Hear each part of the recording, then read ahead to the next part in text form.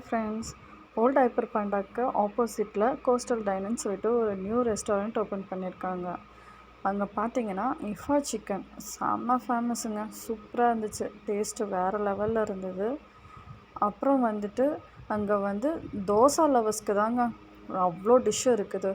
நாங்கள் ஆர்டர் பண்ணது என்னென்னு பார்த்தீங்கன்னா பீஸா தோசை அண்ட் பக்கெட் தோசை.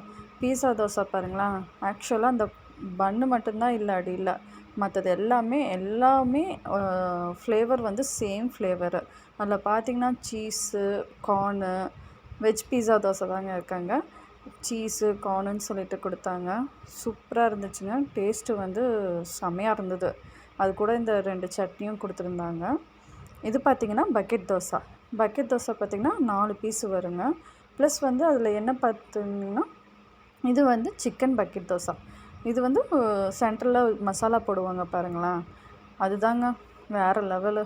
அந்த மசாலா கூட வச்சு சாப்பிட்டோம்னு வைங்களேன், சூப்பராக இருந்துச்சுங்க. நீங்களும் போய் ட்ரை பண்ணி பாருங்கள், வேறு லெவலில் இருக்கும்.